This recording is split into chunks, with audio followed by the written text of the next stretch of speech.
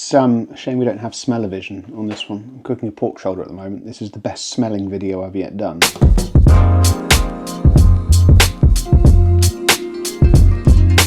Hello and welcome to an AVForums video overview of the Triangle Capella Wireless loudspeaker system. My name is Ed Selley. I'm the Hifi editor for AVForums. This is video number 6 or 7, I lose count of these things. You'd think that there'd be an upswing in quality and professionalism by now, but it doesn't seem to be happening. But we keep at it. We go again, I believe is the phrase. Anyway, what we have here is a brand new wireless active speaker system from Triangle. It's not actually the first video we've done on this. I went to just outside Paris, where the Triangle factory is located, and shot some video bits there, which may or may not end up being interspersed into this video as well. I don't know what the plan is. Anyway, what do we have here? Right, okay, it's important to stress that this is not the same as Triangle's powered speakers that we've also looked at on the forum. There is the Borea BR03, and it's got various flavors of powered. Now, crucially, it is a powered rather than an active loudspeaker. What do I mean by that? Well, in a powered speaker, one of the speakers has got an amplifier in it. It then acts on the crossover in that speaker, which then goes to the drivers. And via a run of speaker cable, that amplifier also powers an entirely passive second speaker. Intriguingly, not the same as a normal BR03 passive loudspeaker. We cover that in the reviews. It is entirely bespoke to the purpose of being a powered one. The Capella is a different kettle of fish. This is a genuinely active loudspeaker inside this cabinet, and don't worry, we're going to cover the colour of this in the fullness of time.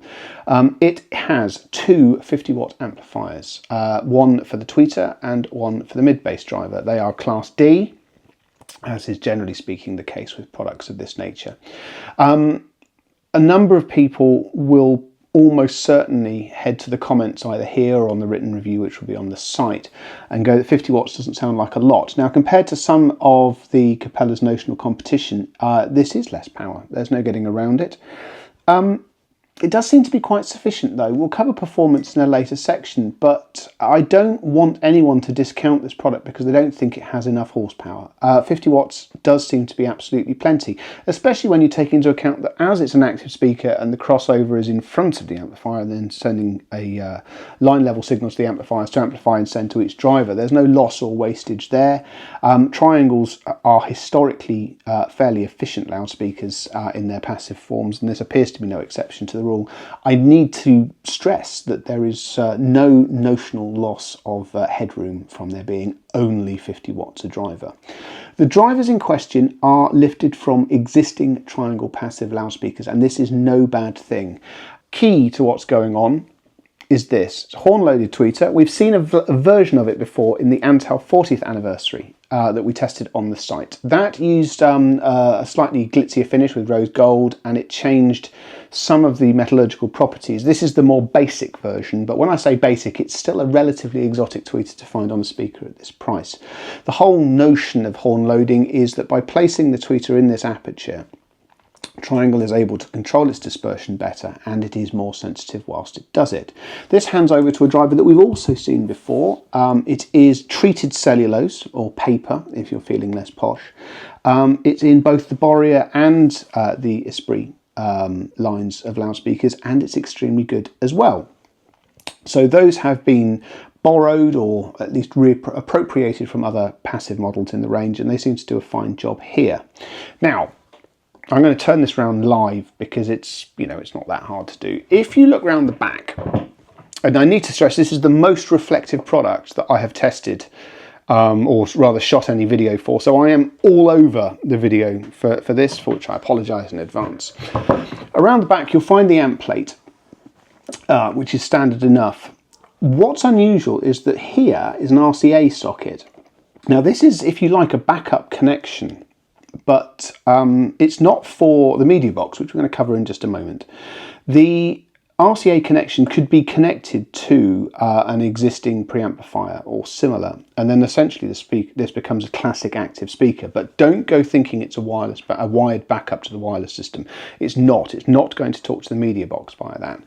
Amp section is here, artfully colour coded in this case. Because this is a relatively large sort of plate and the front panel is quite busy, the bass port, and there is a bass port, is on the underside. Now, if I carefully do this, this is a fairly substantial hole, and in order for it to have the prerequisite amount of clearance, Triangle has fitted this frame. Now this is actually quite nice. It's got a decent amount of rubber contact on the bottom, so it's not going to mark surfaces it's placed on, but it is pretty large.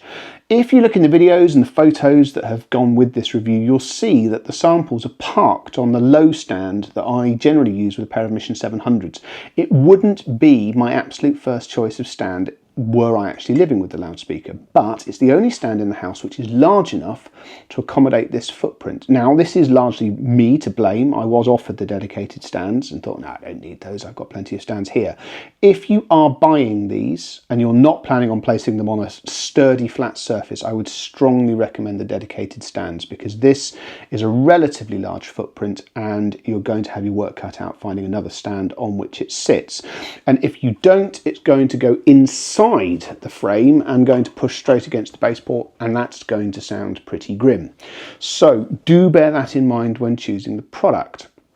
This is all largely tried and tested, either by Triangle themselves or when they've brought technology in, it's tried and tested as well. This speaker communicates using the WISA standard, W-I-S-A. We've seen other products use it. There's been a quiet spell whilst we've tested some other products that don't use it. More of that in a bit.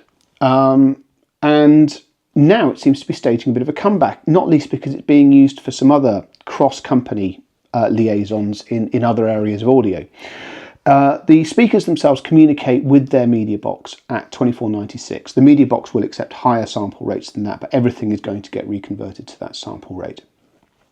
This appears to be entirely sufficient in terms of use. Once again, we'll cover sound quality in a bit, but spoilers, I don't think you'll be suffering from that. It's less exotic than some of the systems that we've seen on other active wireless loudspeakers, but there is the caveat that it does seem to work quite well. And again, I'll go into that in a little bit more detail in a moment. I do, however, now want to talk about this extraordinary colour.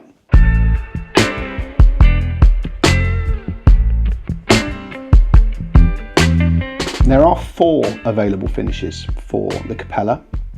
I think I captured all of them on the video that I took in France. There's black and there's white, obviously. Where would we be in 2024 without black and white? The white is the only normal finish of the 4. The black features this same extraordinary mottling. And I do use the word extraordinary, and I'm not going to back down from it. It's quite different to anything else I can recall testing. And when you move on to the blue and the brown, and I think the brown is fabulous, but I don't think the UK distributor felt that it was a good idea to be sending those out. This is an extremely distinctive product, and it's not going to be everyone's cup of tea, but I do genuinely urge you to check it out in the flesh before you make any decisions as to how you feel. It does look quite different. I've done my best with the video, but no, it still looks better when you see it for real. Most important is that the mottling starts quite prominent on the front panel and it fades away towards the back. It's similar but not identical to the Shadow Zebrano that we saw on the Cello 40th anniversary, which I tested towards the end of last year.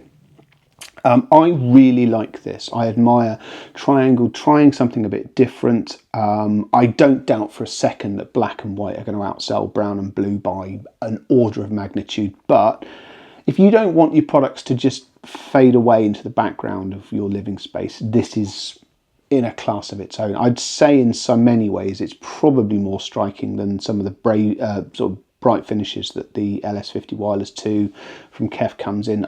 I just really like it.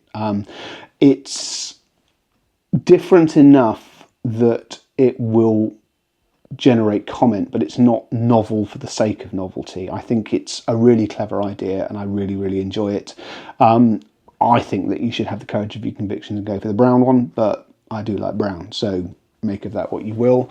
As I say, more normal finishes are available, but all 4 of the finishes are the same price. So if you want to go wacky, it's not going to cost you any additional money.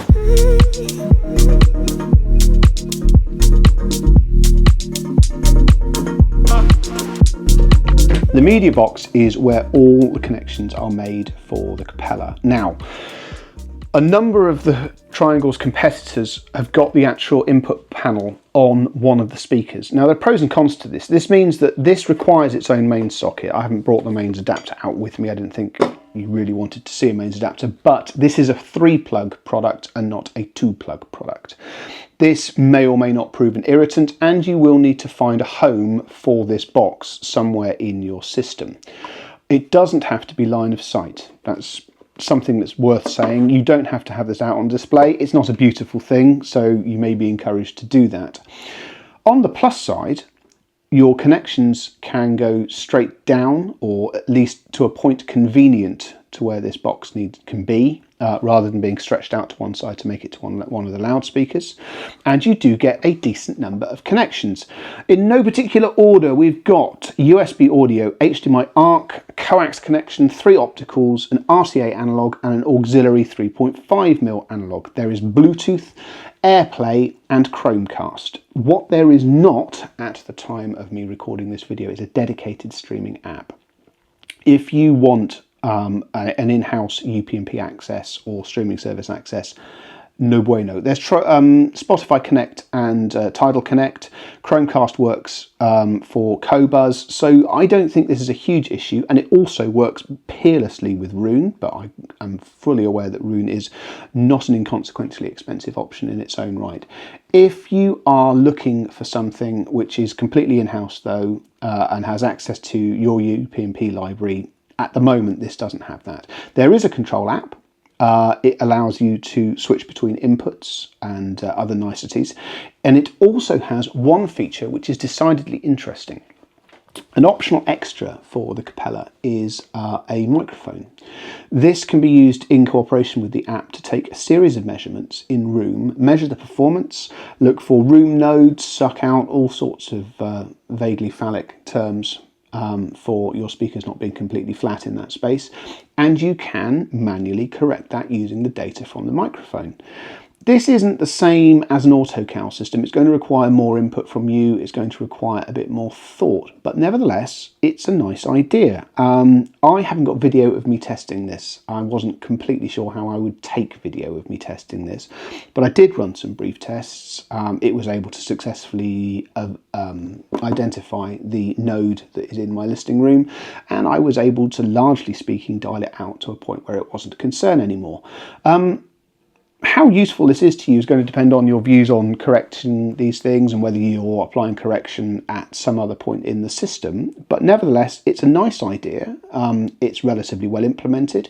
It's not very daunting to use, and I think it's going to be beneficial to a number of people. So it's very, very welcome. If Triangle is able to come up with, either by appropriating or developing an in-house streaming app, this product would then basically have everything that you could realistically want. And I do say that in the full knowledge that there is not a phono stage in this, and I completely and utterly agree with that decision. This product does not need a phono stage in it.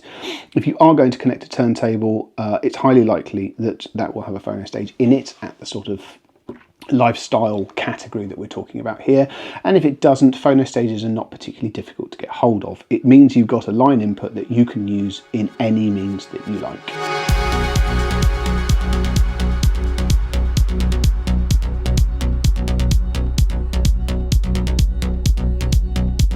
This is an extremely good product. Before we get on to tedious business like sound quality, I need to state that it has done something which no other wireless active loudspeaker, or indeed wireless loudspeaker, has done in a very, very long time. It has been unconditionally stable under test.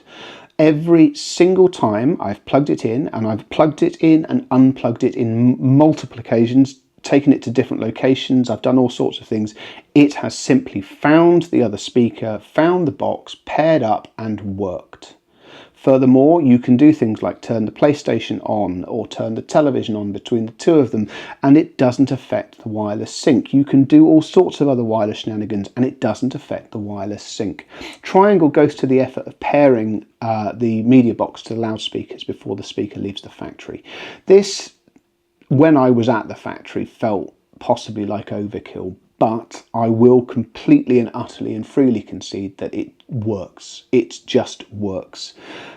This is the first of these products that I've tested where I would say with confidence that unless you live in a Faraday cage or your degaussing station or something like that, this is just going to connect up, and it's going to stay connected up. And that's really very admirable indeed. Wireless stability has been excellent. Wireless stability to the box from other streaming devices has been excellent. I've really liked using it. With that in mind, I've liked listening to it too. I think the most important thing to stress is that this sounds like a Triangle speaker. Sensitivity is less important in terms of active speakers because the amplification is built in. It's not like you're benefiting from that sensitivity as such, but it lends this speaker an agility, a fluency, and also a happiness at low listening levels that is very appealing. Musically, I've found it to be a very happy partner. It's just as happy playing Spotify as it is high-res Qobuz. I've run a turntable through it, and the most important thing it does is that you don't sit there listening and thinking, oh, that's not bad for something that's converting it to wireless. You sit there listening and thinking, that's not bad. I really enjoyed that. Video performance via the HDMI ARC sync is, as best as these worn out eyes can see, is perfect. The only slight wobble I've had, and I don't regard this as a stability issue, not least because I only have one HDMI ARC source to test, is that I've had discrepancy between the volume level as seen by the television and as seen by the box itself when the volume's been adjusted on the television remote. It generally speaking sorts itself out pretty quickly, but it has got sort of slightly confused by that. Additional to this, when the product starts up but there is no signal, you can hear a faint amplifier hum when you're close to it, but it mutes itself pretty quickly when there's no output, and once it's running, that noise isn't audible. How much it matters to you, I suspect, is how close to the speakers you're going to be in your standard living space. I don't think it's been an issue, and when I think back to the fun and games I've had, I don't want to name and shame in the review. The reviews are up on the site. Other active wireless loudspeakers have passed through this space. One of them really didn't work at all well in this space, and the other one required an enormous amount of effort. Even the KEF, which I've regarded as pretty much the gold standard, had more of a wobble in stability terms than the Triangle did, although the KEF does have the benefit of having a wired backup between the two loudspeakers, which the Triangle doesn't. It's got a completely separate wired system in the back of it. Nevertheless, I've really enjoyed listening to these, and I think they represent excellent value for money at the price that they are being sold at. Would I buy a pair? Yeah. Do you know what? I would. I'd get a brown pair, obviously, because I'm deranged, but I think if I was shopping for a product of this nature where you want some hi-fi sensibilities but you just want it to be more convenient and take up less space, what Triangle has built here is an extremely admirable piece of kit. It's not perfect. It could do with its own streaming app. I'd like, ideally, for there to be slightly more sort of sync control between HDMI ARC and then returning to a normal volume through Roon and things like that. But those are sort of things that can be addressed in software. What can't be addressed in software, and I suppose it's worth pointing out, I have no desire to bolt a subwoofer to this product. I found that the bass response in both of the rooms it's been tested in has been more than adequate for the task. This is perhaps just as well. If you are a subwoofer fiend, there is no wired subwoofer output on the media box. There may or may not be a wireless solution in the pipeline, but that's going to tie you into what Triangle's doing. If that matters to you, that would be a black mark against it and may have you looking at the competition. But otherwise, I think that this is an extremely strong effort from Triangle, building on the work that they've done with powered loudspeakers, moving into active and giving us something which is both fun to look at, fun to use, and a pleasure to listen to. If you've enjoyed this ramble through this big blue French loudspeaker, don't forget to like and subscribe. There will of course be a written review that accompanies this on the site itself. It's slightly less rambling, slightly more cohesive. It covers parts that I will have undoubtedly forgotten in the 20 minutes I've been talking to the camera, so don't forget to have a look at that as well. I've been Ed Selley, thank you very much for watching, and goodbye.